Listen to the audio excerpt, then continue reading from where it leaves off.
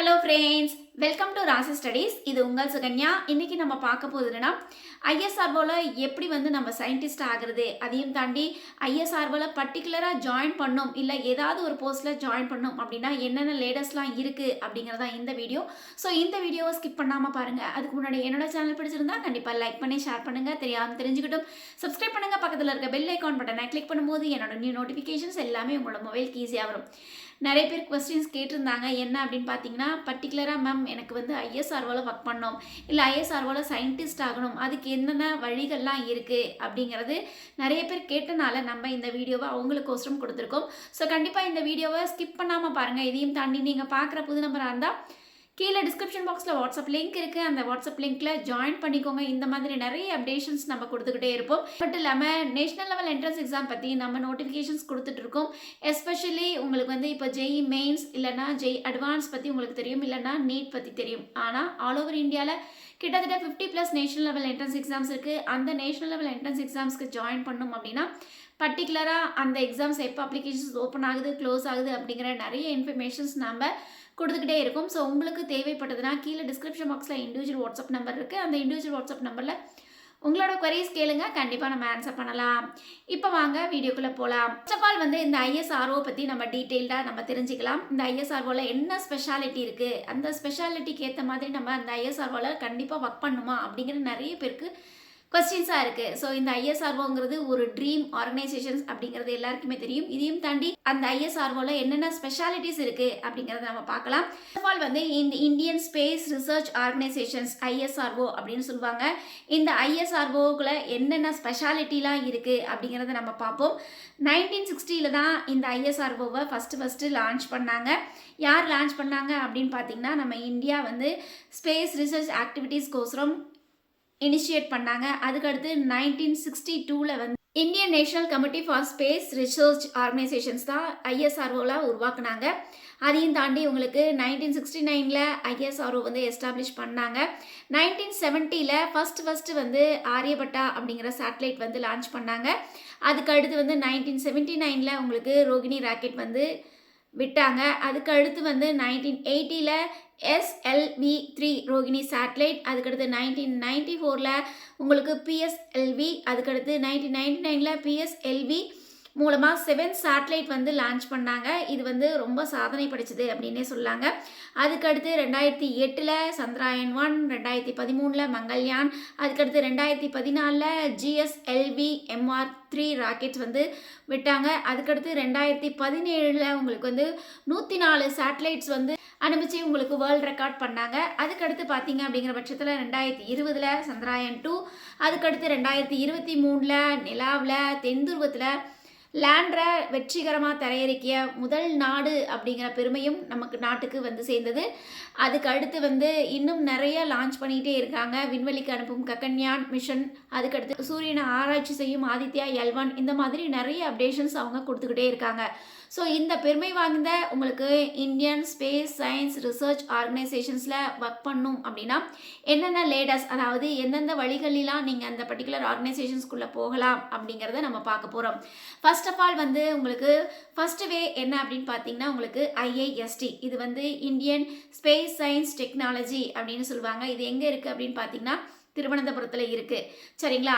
இந்த பர்டிகுலர் காலேஜில் நீங்கள் ஜாயின் பண்ணோம் அப்படின்னா நீங்கள் ஜெய் மெயின்ஸ் எக்ஸாம்ஸ் எழுதி குவாலிஃபை ஆகி ஜெய் அட்வான்ஸ் எக்ஸாம்ஸ் எழுதி நீங்கள் நல்ல ரேங்கிங் வச்சுருக்கீங்க அப்படிங்கிற பட்சத்தில் அங்கே கவுன்சிலிங் அட்டன் பண்ணி நீங்கள் IISTக்குள்ளே ஜாயின் பண்ணலாம்.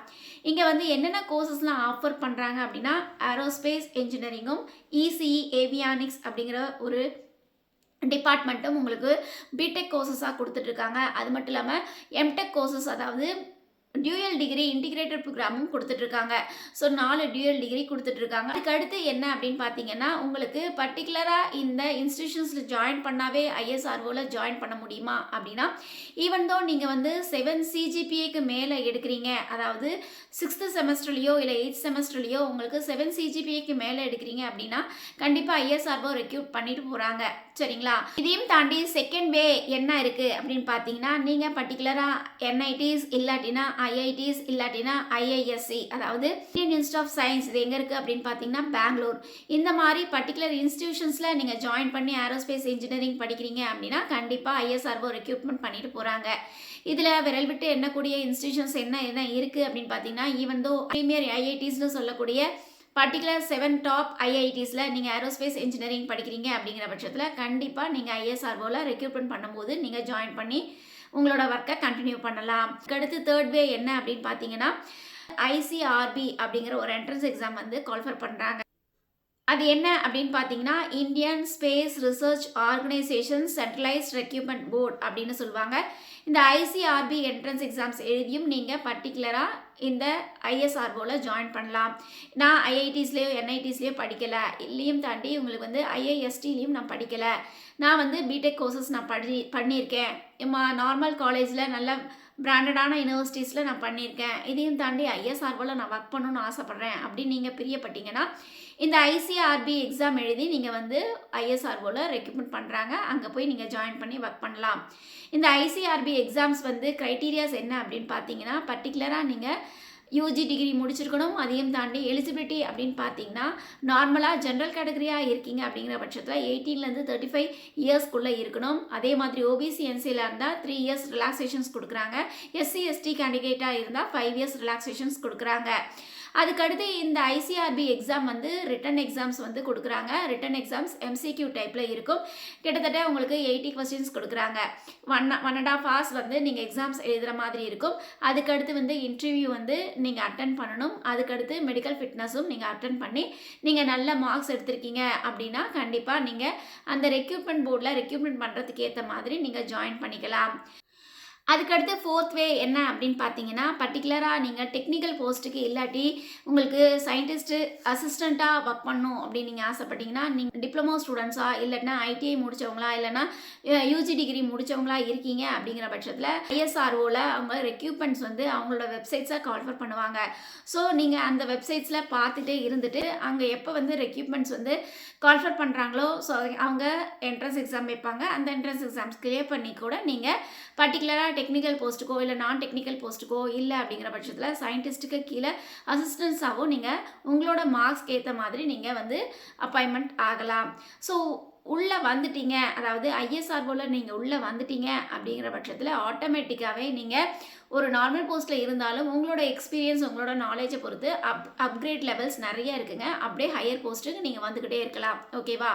ஸோ என்னோட ட்ரீம் வந்து ஐஎஸ்ஆர்ஓவில், நான் ஐஎஸ்ஆர்ஓவில் தான் ஒர்க் பண்ணணும் அப்படின்னு நீங்கள் நினச்சிங்கன்னா இந்த மாதிரி நிறைய படிக்கட்டுகள் இருக்குது. உங்களுக்கு எந்த தேவையான படிக்கட்டுகள் இருக்கோ அந்த படிக்கட்டில் நீங்கள் முன்னேறி போனீங்க அப்படிங்கிற பட்சத்தில் கண்டிப்பாக நீங்களும் ஐஎஸ்ஆர்ஓவில் டாப் பொசிஷன்ஸ்க்கு வரத்துக்கு வாய்ப்புகள் அதிகம் இருக்குது. ஸோ இந்த மாதிரி நிறைய அப்டேஷன்ஸ் நம்ம கொடுத்துக்கிட்டே இருக்கோம். கண்டிப்பாக உங்களுக்கு இந்த வீடியோஸ்லாம் உங்களுக்கு பிடிச்சிருக்கு அப்படின்னா லைக் பண்ணுங்கள், ஷேர் பண்ணுங்கள், தெரிஞ்சுக்கிட்டும். இதையும் தாண்டி நம்ம நெக்ஸ்ட் வீடியோ என்ன போட போகிறோம் அப்படின்னா, பர்டிகுலராக JEE Mains and JEE advance exam பற்றி நிறைய பேருக்கு அவேர்னஸ் இல்லை. ஃபார் எக்ஸாம்பிள் ஜெய் மெயின்ஸுக்கும் ஜெய் மெயின்ஸ் மாதிரியான ஜெய் அட்வான்ஸும் இதில் என்ன பெருசாக பிரமாதமாக இருந்துற போகுது அப்படின்னு நிறைய பேர் மைண்ட் செட்டாக இருக்குது. பட் ஜெய் அட்வான்ஸ் வந்து யார் கண்டக்ட் பண்ணுறாங்க, அது மட்டும் இல்லாமல் இதுக்கு எலிஜிபிலிட்டி க்ரைட்டீரியாஸ் என்ன, அது மட்டும் இல்லாமல் இதுக்கு எவ்வளோ ஸ்கோரிங் எடுக்கணும், இந்த மாதிரி நிறைய இன்ஃபர்மேஷன்ஸ் நம்ம நெக்ஸ்ட் வீடியோவில் கொடுக்க போகிறோம். ஸோ கண்டிப்பாக இந்த வீடியோஸ் பார்க்குறீங்க அப்படின்னா லைக் பண்ணிவிட்டு பாருங்கள். இதையும் தாண்டி அந்த வீடியோஸ் வேணும் அப்படின்னா கீழே வந்து உங்களுக்கு JEE mains versus Jai advance அப்படிங்கிற கமெண்ட் பாக்ஸில் கமெண்ட் பண்ணுங்கள். கண்டிப்பாக நம்ம அந்த வீடியோவும் போடுறதுக்கு ட்ரை பண்ணலாம். ஓகே ஃப்ரெண்ட்ஸ், இந்த வீடியோ உங்களுக்கு பிடிச்சிருக்குன்னு நினைக்கிறேன். பிடிச்சிருந்தால் லைக் பண்ணுங்கள், ஷேர் பண்ணுங்கள், தெரிஞ்சுக்கிட்டும் சப்ஸ்கிரைப் பண்ணுங்கள். பக்கத்தில் இருக்க பெல் ஐகான் பட்டனை கிளிக் பண்ணும்போது என்னோட நியூ நோட்டிஃபிகேஷன்ஸ் எல்லாமே உங்களோட மொபைலுக்கு ஈஸியாக வரும். Thank you for watching. Bye bye.